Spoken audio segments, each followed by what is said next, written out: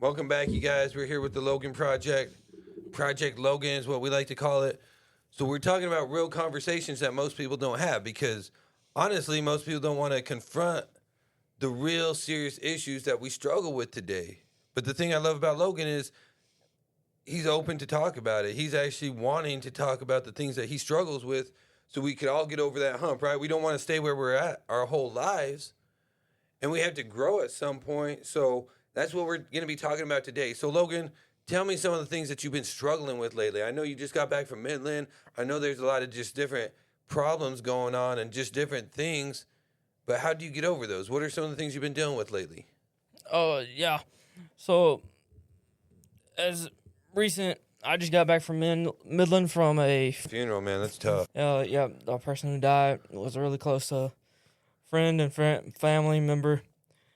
He was a person who would pray for me when I was out at my mental hospital, my behavioral schools. Someone that we became really close in Christ, and but the thing is, we all know where he went because he was really deep in love with the Bible, the Lord. We all know where he went. He went up to heaven, and we really know that he's safe and he's rejoicing with the Lord, And so I feel like it's kind of hard losing someone that you love.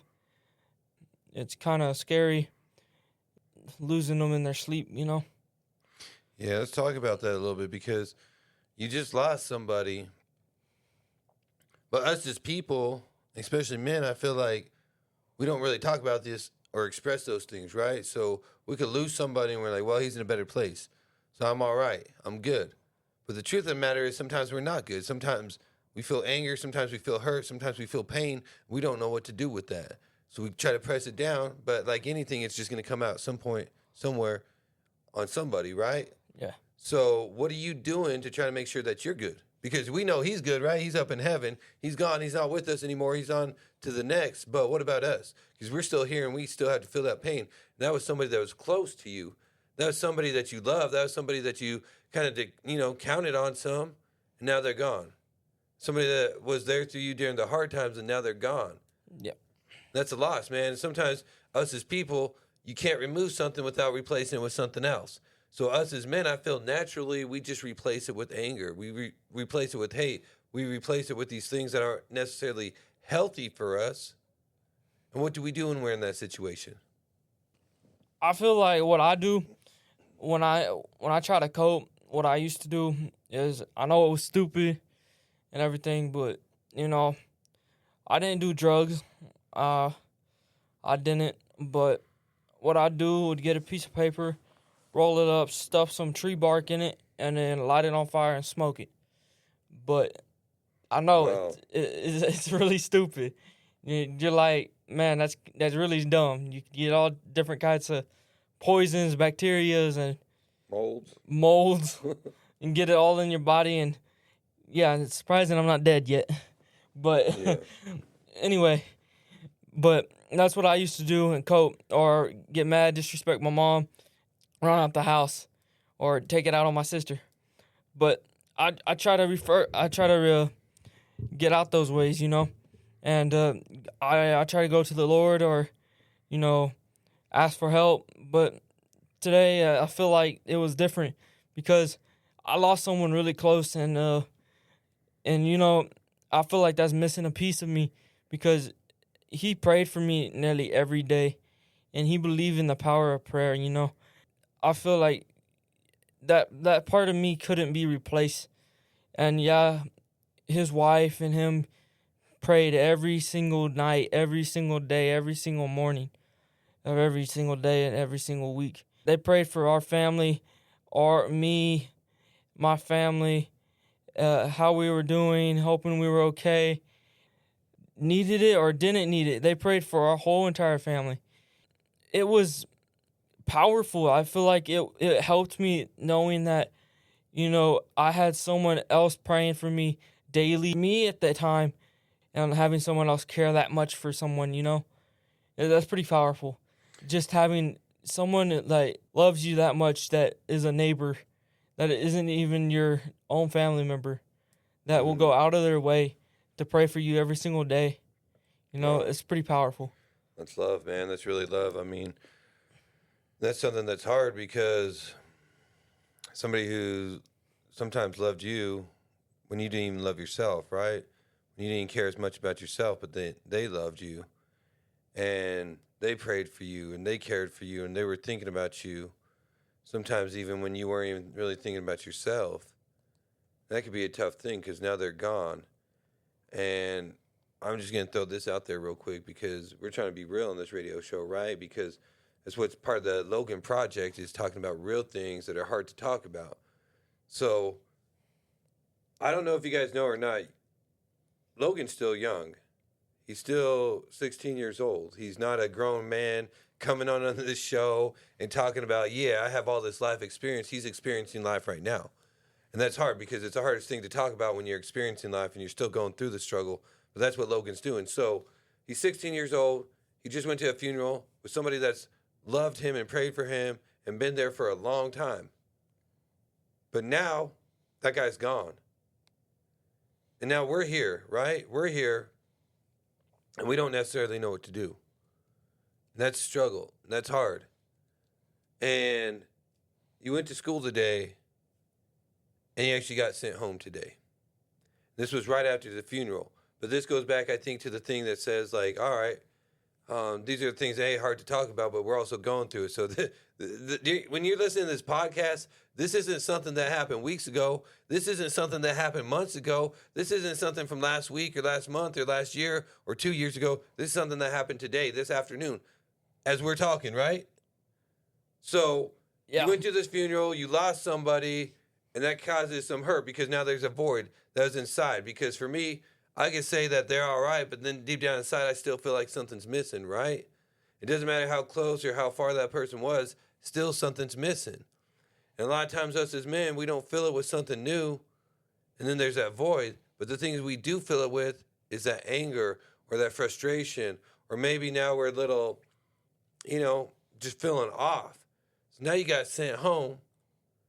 And you could say, yeah, that had nothing to do with it. I was just, it's just my teachers. It's just my principal. It's just my school. It's just other people. But to tell you the truth, there's probably something deep down inside that also hurts, man. I know as far as me and a lot of other people, when I'm hurt, I want others to feel or at least understand what I'm going through. And there's no way that they could understand what I'm going through unless they feel what I feel. So guess what I'm going to do? I'm going to take what's on the inside and make it reflect on the outside onto somebody else so they could understand what I'm going through. If it's being disrespectful, if it's being hurtful, if it's me being angry, if it's me just ready to, you know what? I didn't ask Logan if I could say this, but he told me earlier, like, I was just waiting for them to tackle me and take me down. Why? Because sometimes when we feel this thing in the inside, sometimes it's better just to feel anything than not to feel anything at all. And we need to feel something so when they take me down, you know what? At least that's something that I'm feeling. When somebody tackles me because I'm being rude or disruptive at school, when something's going on in the inside, it's easier for me to say, hey, I wish they would just tackle me real quick because then I could have a reason to feel this way because I feel this way. I don't really understand it because I feel a little bit lost because I lost somebody. But we're actually feeling this way because something was missing. Something's hurting inside. And now we just rather hurt on the outside too because that's easier emotion and feeling that we could understand because what we're feeling in the inside, we don't understand it. We don't understand what we're feeling in the inside. So it's easier for us to be like, yo, just tackle me, take me out so I can at least have some comprehension of what I'm feeling. And it makes more sense to feel it on the outside, just like the 100 feet deep, which you were talking about before. 100 feet deep. To where you're hurting yourself like it was PE because you were hurting in the inside. It's easier to hurt on the outside because those scar up. Those heal eventually to where what's on the inside, sometimes we don't even know. Huh? Those in the inside, it doesn't ever heal. You can heal on the outside, but in the inside, it's never going to heal. It's crazy. You can keep, and I love the examples you're giving, you can keep stuffing more and more stuff, but after the end of the day, it's still going to come back and bite you in the butt. It's going to still come back and remind you in the end of the day. It's going to still come back in several weeks and still remind you. It's still going to come back in several months and still remind you. It's still going to come back in several years and remind you. That pain is not going to go away until you confess or you verbally let it go or verbally speak what you're feeling. That's good. That's really good. Or you talk to someone. It's not gonna ever heal by shoving it down.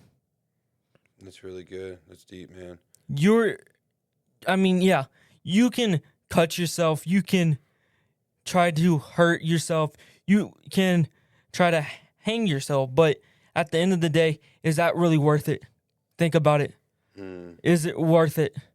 Because still out there, you got family, you got parents, you got friends, you got aunts, uncles, you got son-in-laws, you got your friends, you got your boyfriend, you got your girlfriend, you got your boyfriend's mom, you got your boyfriend's dad, you got your girlfriend's mom, you got your girlfriend's dad, you got people in your life that still love you, even though you mess up, you know? Is it really worth it at the end to cut yourself, have scars on you? Because at the end, those heal up to just a certain point where they'll be visible to an extent where you can see them, but they won't ever go to a point where they're not going to be seeable. But inside, you can get all that out by just talking to someone, and trust me, you will feel better. Yeah. That is better than cutting, hanging, or even ending your life.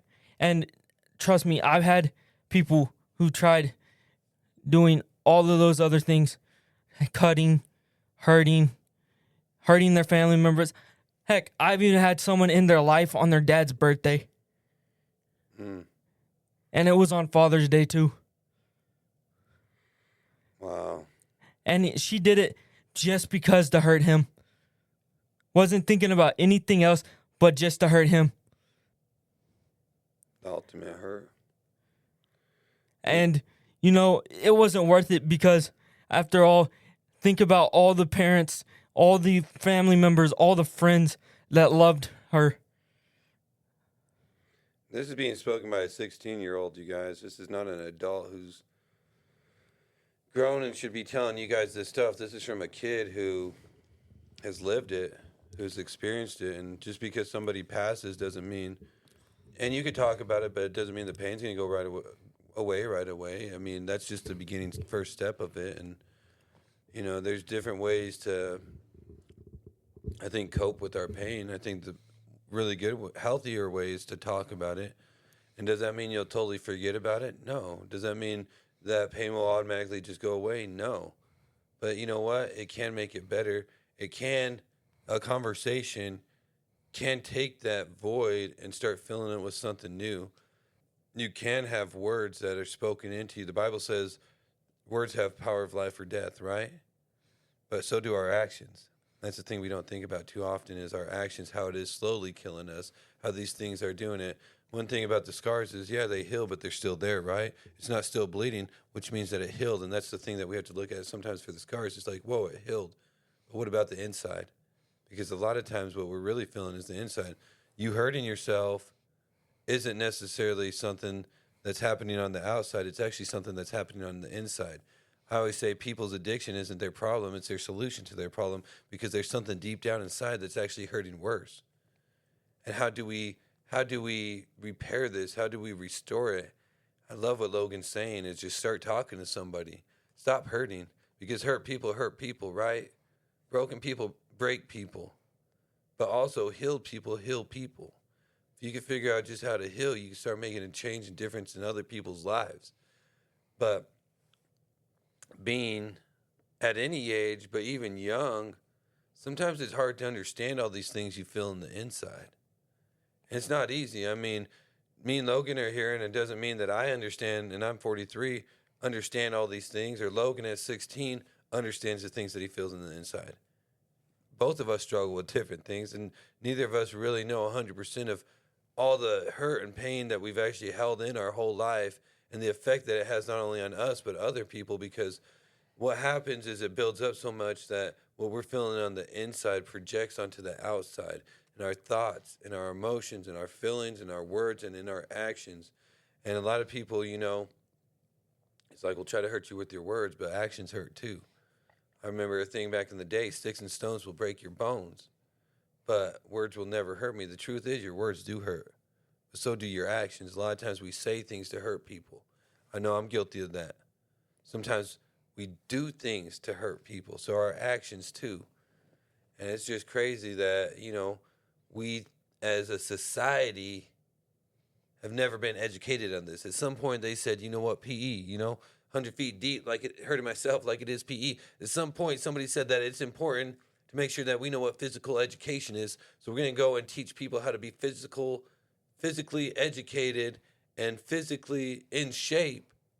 But nobody's ever taught us about emotional. How do we deal with this emotional, what's going on in the inside, or our mental, the thoughts that we think, right? What happens when our heart hurts, that emotions that it feels, right? What about when our thoughts hurt us? What happens when we can't get these thoughts to stop running? What happens when we don't know what to do with the thought? What happens when we don't know what to do with the feeling? It's still there. It doesn't go away. It doesn't magically just go away because we gave it a day or 2 days or a year or a week, whatever it is. It's still there.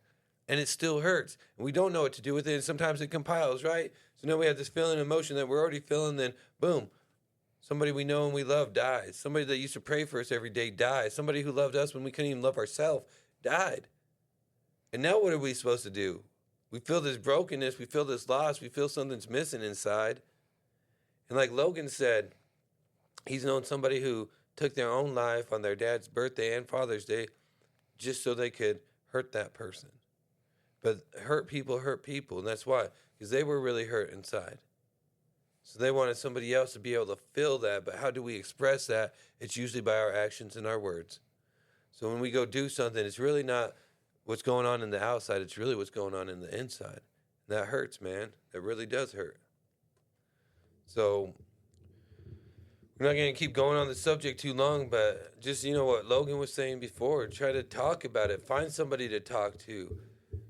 Honestly, in my life, I found it easier to talk to the stranger than sometimes to talk to the people that I love. That's sad.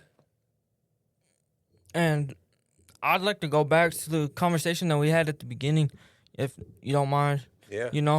So I'd like to give you a little bit of backstory if you guys don't know me, or if you guys are just joining this podcast. I grew up in Texas, Something's broke around here, you usually do it yourself, fix it. Yeah. We're Texans. We're Texans. Yeah. And that phrase, everything's bigger in Texas. Well, in Austin, it ain't. The Gaddies are about a convenience store size. But the guy who prayed for me, he was in his 80s, and it's kind of hard for someone, that old, that loved me that much, and both his wife and him. And at that point, I couldn't even love myself, and I didn't even know how, And it's pretty deep, not knowing how to love yourself. And, your parents, when you're young, you're looking for a girlfriend in like 6th and 5th grade, and you're wanting a date and everything. And it's kind of hard when your parents tell you you don't even know what love is, and you tell them yes you do, And you'll see what I'm going here in a moment, but it's like when you don't know how to love yourself, that's the first thing you need to learn. It's to love yourself first. Then once you love yourself, then you can learn how to love others. Always strong to love yourself first, then love others. And then once you love others, then you'll learn the real meaning of love. And then that's what I learned from this guy, because he loved himself less and loved more people more. But most importantly, he loved God more than all. He lived his life every day for God. And he wanted to, that's all he did. He gave everything he had to God. He gave everything. He lived it for God. And it's kind of hard for me seeing him gone because I don't know what to do. And he was my backup. If I forgot to pray, he was my backup for prayer. I knew he had my back. He prayed for me. But now, if I forget one slip up today, like it was this, like today for missing out in school, kind of dropped the F word a little bit. But parents, if your young ones are listening, just don't mention that. Just cover their ears. But it's kind of hard because my mom was blaming it, on the devil, the demons, and I prayed on the walk because my mom didn't want to see me in the car. She said, "Do you want to walk home from here?" I said, "Yeah, sure." I said, "I have to pray for a little bit," and knowing that he's gone and he's not my backup support no more, but also knowing that I still got one more person, I got his wife that still prays for us and asks how we're doing and what she can pray for and everything. It's pretty deep that she still goes on living for the Lord, and just because her husband's gone, she feels hurt and that grief and that pain, but she knows the true meaning of where he's gone. He's gone up to heaven. She's all there. She's not trying to hurt herself. She's not trying to end her life there, because God has a purpose for each and one of you guys, and he doesn't want to see you guys waste it when you're mad. He doesn't want to see you guys just end it there. He has something extraordinary for each and one of you, and that's been told by my mom and a lot of people around in my life. Like, if you had a purpose for you to just destroy your life and give it away, then what would be the meaning of life? Like, what would be the meaning? Like, can you comment on this? Like, what would be the meaning? I don't think there would be a meaning if it's just all waste, right? I mean, there's a purpose in everything, and I think that's what we struggle with. What is our purpose? Where do we stand? What are we supposed to be doing? Why do I hurt? I mean, sometimes I lay in bed just thinking, like, how do I even move my fingers? Like, how do my brain cells connect to my fingers and make me move my joints? And, like, what's the purpose in how I function? Yeah. Like, how do I walk and everything? Like, it's so extraordinary how God made the earth. And I went to this church out in Denver City. That's where I went after Midland, after going to this funeral. And they were talking about how to treat your pastor. And I asked God to tell me what this meant.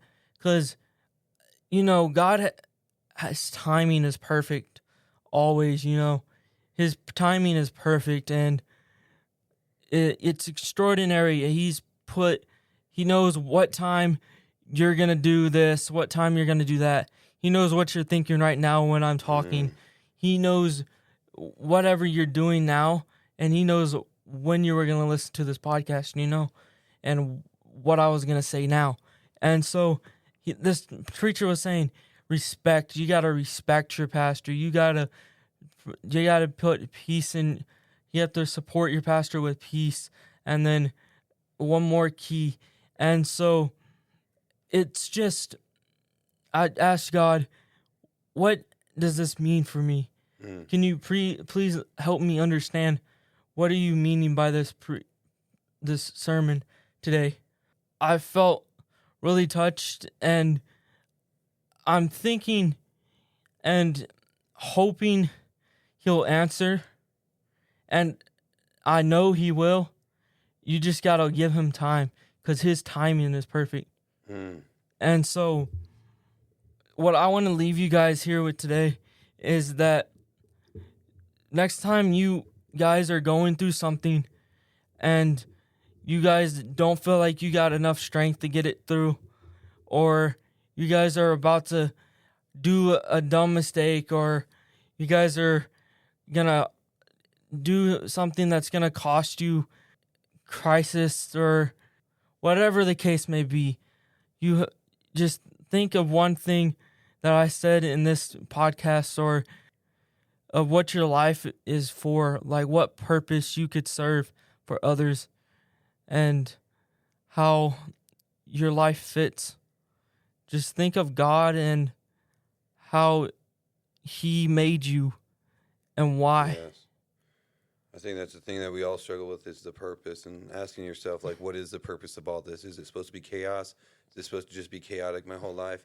But maybe God's going to allow you, not put you or whatever in that chaos, but allow you to go through that and survive that, just so you could help other people and you understand exactly what they went through, to have the empathetic heart, to have that emotional intelligence of, hey, I went through this so I could survive and I could become stronger, so I could go help other people become stronger, because you won't be the only one who's struggling. So we're going to wrap it up today, but I do appreciate you, Logan, for getting on and sharing. And just keep in mind, this is the Logan Project, and our goal is to try to help you guys become the best person that you are, but also find the purpose of what God has for you at the same time. So until next time, we're out.